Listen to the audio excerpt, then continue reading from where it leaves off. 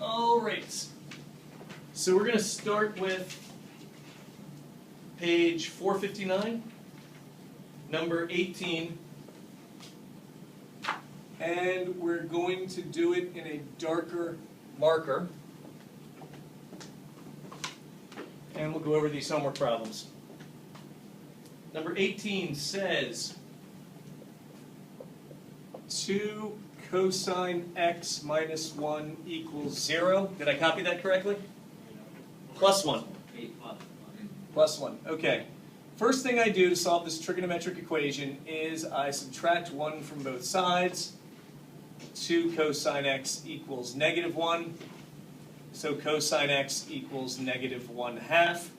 And I changed the directions from whatever the book said last night and said, just give me all of the times that this statement is true. All the values of x that make this a true statement between 0 and 360 degrees.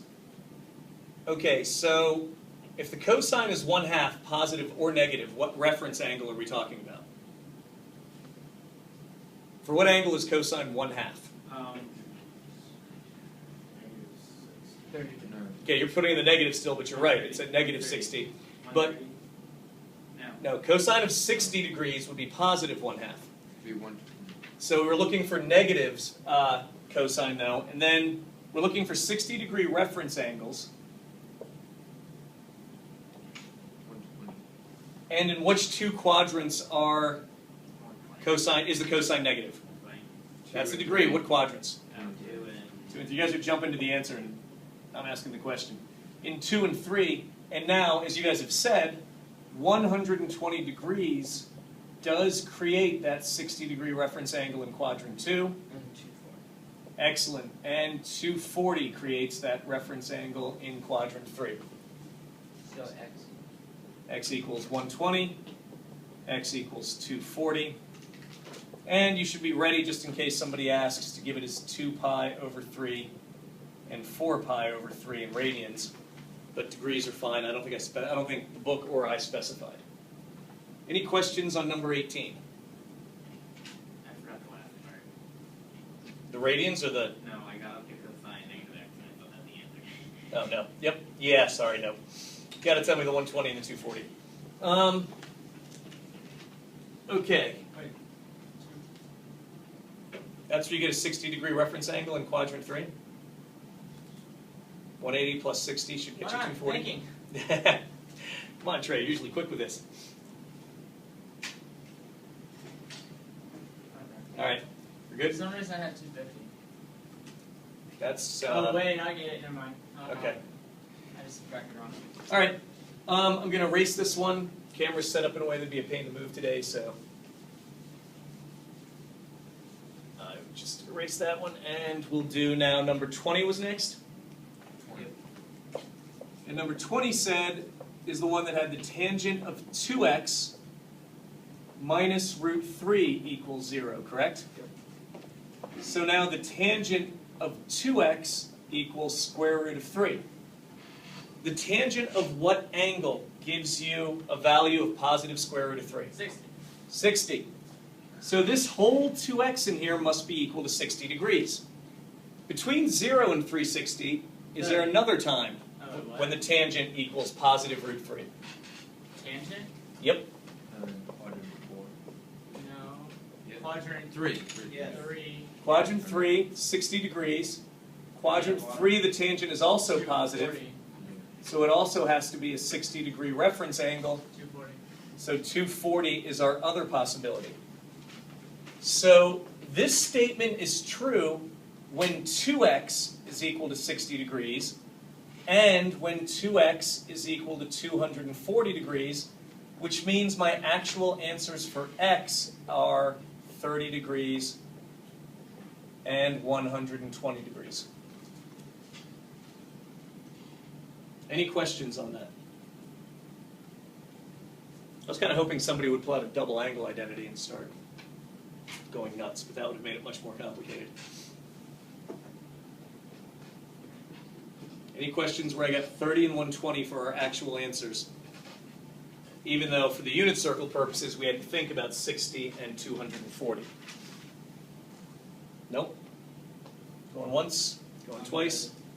Our absent kids can Wait, question. freeze on this frame, or we can pause. Yes. How did you know that tangent was root 3 again? You have to know those values from the unit circle. I don't have the tangent ones memorized. Well, actually, I do now for repetition, but I didn't. I got it. Yeah. Okay, you can either memorize it or you can factor it out. Figure it out. Yeah. I remember the root 3. I'll show you one trick. It does stick in my mind for some reason that I'm all about going back to tangent as sine over cosine. And it always sticks in my mind that the way we get root 3 from sine over cosine is root 3 over 2 divided by 1 over 2, because as we've discussed in this class and physics, if the denominator is the same in a complex fraction, you can get rid of the denominator. What's the bottom? Or 30 degrees, tangent of 30 degrees? Tangent of 30 degrees is root 3 over 3. So just root 3 or 3 over 3 and then 1. 1 for 45, yeah. Yeah. It's fairly easy to remember, And but then it's negatives.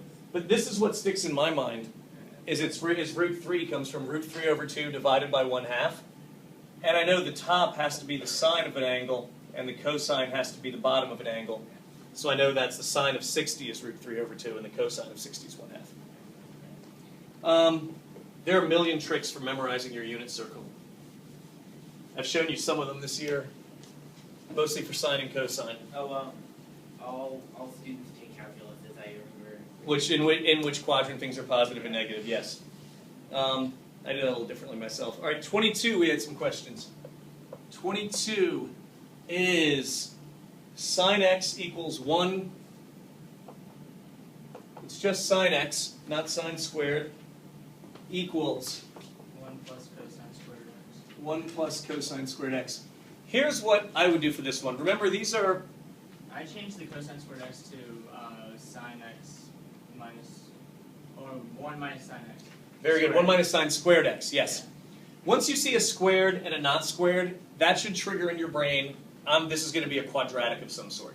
I'm going to have to go back to all of my Algebra 1 and Algebra 2 quadratic formula, factoring pattern tricks. So, but to do that, I need it to be all sines or cosines.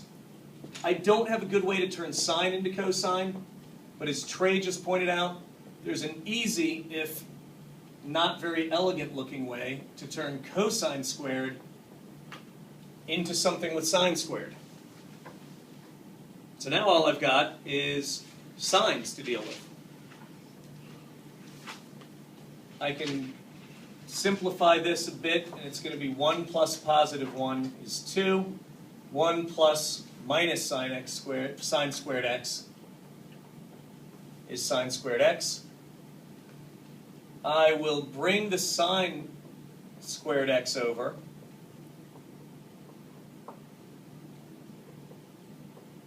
Just out of curiosity, can I factor a sine out of each of these terms and then set whatever I get, each one equal to 2? That's what I did. No, that trick only works if it's equal to 0. You can only do the factor out trick and set every factor you get on one side equal to the other side when the other side is 0. So what you have to do is make that a minus 2 equal to 0. And then you would solve this however you would have solved x squared plus x minus 2 equals 0 back in Algebra 1. How would you guys have solved that one? I will put a big visual hint on the board. Hope this works. Yes, this works. Factor. Okay. What are my factors going to be? Sine x. Whoa, what'd you do? Why'd you Just do? rewrote it as algebra to help trigger some memories. Okay, x minus 1. Or no, x minus. X plus 2, x minus 1. No, they both have to be. Who remembers their Algebra 1 factoring patterns? If I FOIL this one, I will get x squared first, negative x outer, No, minus 1 and minus plus, No? no, they gotta multiply together to make negative 2, That's right. 1. Okay. and they have to add together to make positive 1. Positive 1x in the middle. So this means, some people need to review their Algebra 1 factoring. So this means what I'm looking at is sine x plus 2, sine x minus 1 equals 0. Now that I have things being multiplied together in those parentheses, I have factors equal to 0. I can set each factor equal to 0.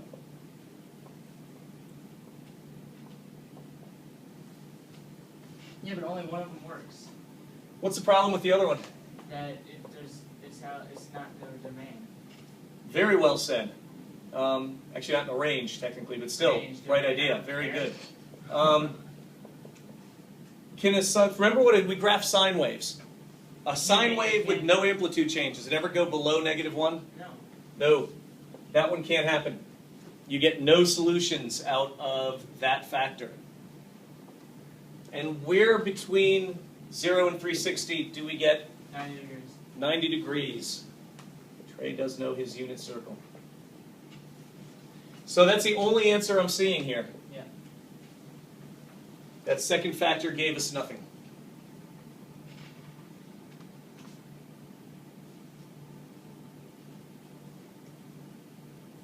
All right, I don't see anything else or fancier we can do.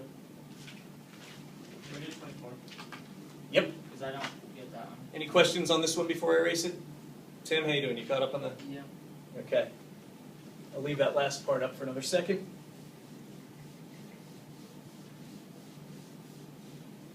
If I go too fast for Diego or Danny, they can freeze frame. They can pause it.